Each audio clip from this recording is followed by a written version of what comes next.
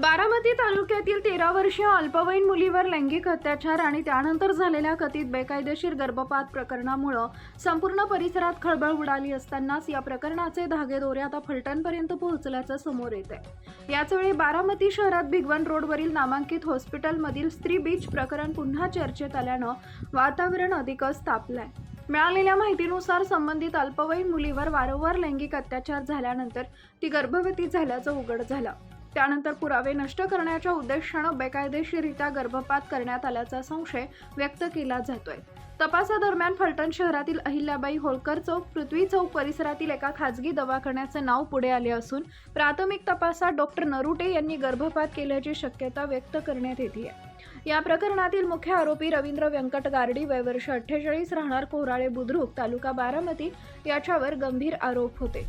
मात्र त्यानं वडगाव निंबाळकर पोलीस ठाण्यात कोठडीत असताना आत्महत्या केल्यानं प्रकरणाला नवे वळण मिळालंय। आरोपीच्या मृत्यूमुळे अनेक प्रश्न अनुत्तरित राहिले असून तपास यंत्रणांवर सत्य बाहेर आणण्याचं मोठं आवाहन उभं राहिलंय। दरम्यान या प्रकरणात वैद्यकीय नियमांचं उल्लंघन झाल्याचा संशय असून संबंधित दवाखान्यातील नोंदी, वैद्यकीय कागदपत्रे, सीसीटीव्ही फुटेज आणि रुग्णालयातील कर्मचाऱ्यांचे जबाब तपासले जात आहेत। काही शासकीय डॉक्टरांचीही नावं पुढे येण्याची शक्यता वर्तवली जात असल्यानं तपासाचा व्याप वाढतोय। याच पार्श्वभूमीवर बारामतीतील स्त्री बीच आणि कथित बेकायदेशीर गर्भपात प्रकरण पुन्हा ऐरणीवर आलंय। भिगवण रोड परिसरात एका नामांकित खासगी हॉस्पिटल भोवती संशयाचं सावट निर्माण झालं असून क्राईम ब्रँचच्या अधिकाऱ्यांनी तिथं अचानक भेट देऊन कागदपत्रांची तपासणी केल्याची चर्चा आहे। काही संबंधितांना पुढील चौकशीसाठी मुंबईत हजर राहण्यास सांगण्यात आल्याचंही बोललं जात आहे। दोन्ही प्रकरणांमध्ये बेकायदेशीर गर्भपात, वैद्यकीय प्रक्रियेत संभाव्य अनियमितता आणि बाहेरील घटकांचा हस्तक्षेप या बाबी समान असल्याचं बोललं जात आहे। त्यामुळं फलटण कलेक्शन सोबतच बदनापूर कनेक्शनच्याही चर्चांना उधाण आलंय। या चर्चामुळे नागरिकांमध्ये भीती आणि संभ्रम आणि संतापाचं वातावरण निर्माण झालंय। दरम्यान काही राजकीय पुढाऱ्यांनी हा संपूर्ण प्रकरण दडपण्याचा प्रयत्न होत असल्याचा आरोप केलाय। राजकीय दबावामुळे तपासाची दिशा बदलण्याचा किंवा प्रकरण दाबून टाकण्याचा प्रयत्न होत असल्याची शंका व्यक्त केली जाते। संबंधित हॉस्पिटलला काही बड्या राजकीय नेत्यांचा आश्रय असल्याची ही चर्चा रंगत आहे।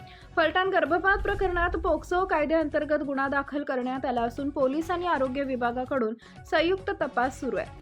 सहाय्यक पोलीस निरीक्षक नागनाथ पाटील यांनी दिलेल्या माहितीनुसार साक्षीदारांचे जबाब आणि इतर पुराव्यांच्या आधारे काही महत्त्वाची नावं समोर आली असून त्याबाबतचा अहवाल न्यायालयात सादर करण्यात आलाय।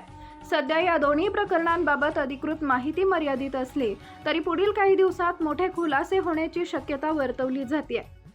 नागरिकांकडून निष्पक्ष आणि पारदर्शक तपासाची जोरदार मागणी होत असून दोषींवर कठोर कारवाई आणि निर्दोषांना न्याय मिळावा अशी अपेक्षा व्यक्त केली जाते। अशाच नवनवीन बातम्या पाहण्यासाठी बारामती वार्तापत्र चॅनलला लाईक करा, शेअर करा, सबस्क्राईब करा आणि बेल आयकॉन प्रेस करा।